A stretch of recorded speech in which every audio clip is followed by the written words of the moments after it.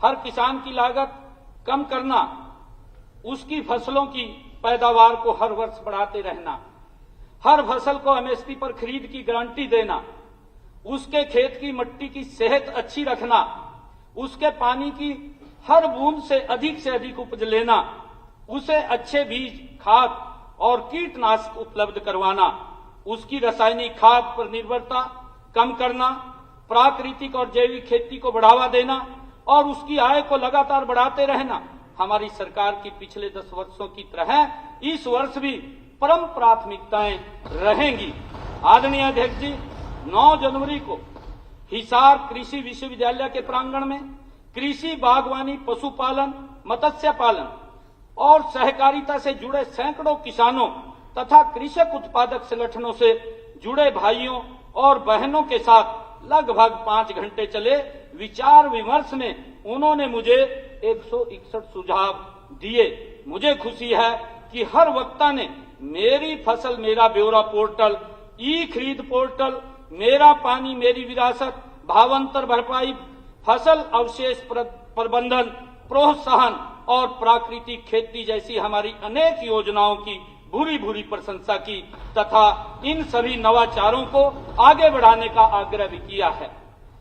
आदरणीय अध्यक्ष जी, उस बैठक के प्राय सभी सुझावों को इस बजट में मैंने किसी न किसी रूप में सम्मिलित करने का पूरा प्रयास किया है। इनमें से 6 नीतिगत सुझावों का मैं पहले वर्णन करना चाहूंगा।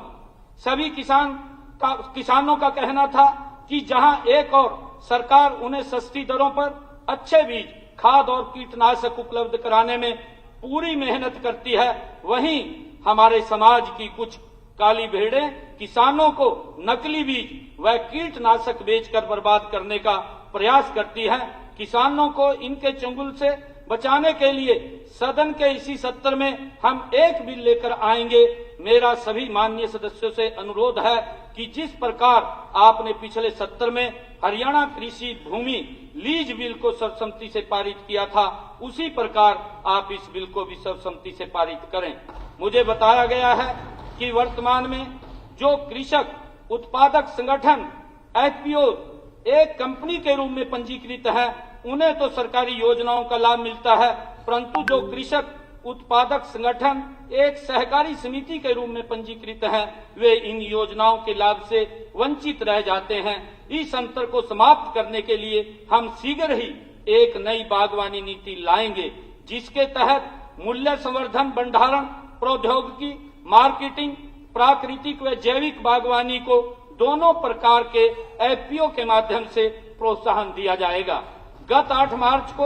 अंतर्राष्ट्रीय महिला दिवस पर मैंने यह घोषणा की है कि ऐसी महिला किसान जो डेयरी स्थापित करने हेतु 1 लाख रुपए तक का ऋण लेती हैं, उनको ब्याज मुक्त ऋण दिया जाएगा। उनके ब्याज का पूरा भार सरकार वहन करेगी। महिलाओं के सशक्तिकरण की दिशा में कृषि, बागवानी, पशुपालन एवं मत्स्य पालन विभागों की विभिन्न योजनाओं को महिला उन्मुखी बनाया जाएगा एवं किसी भी योजना में भी महिलाओं द्वारा लिए गए पहले 1 लाख रुपए तक के ऋण पर कोई ब्याज नहीं लिया जाएगा। माननीय अध्यक्ष जी, पोषक तत्वों से भरपूर गोबर खाद फसलों के लिए अच्छा उर्वरक होती है। प्रदेश में गोबर खाद को व्यवस्थित तरीके से व्यापक प्रोत्साहन देने के लिए सरकार द्वारा शीघ्र ही एक नीति बनाई जाएगी। मोरनी हमारा पहाड़ी क्षेत्र है, जहां किसानों को फसल उत्पादन में विशेष कठिनाइयों का सामना करना पड़ता है।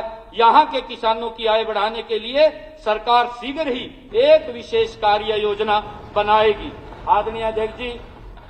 पशुपालकों की आय बढ़ाने के लिए बकरी और भेड़ की उच्च आनुवंशिक नस्लें जैसे बीटल, सिरोही, मुंजल आदि जो हरियाणा में नहीं पाई जाती हैं, उन्हें हमारे किसानों को उपलब्ध कराने के लिए भी सरकार आगामी वित्त वर्ष में एक नई योजना की शुरुआत करेगी।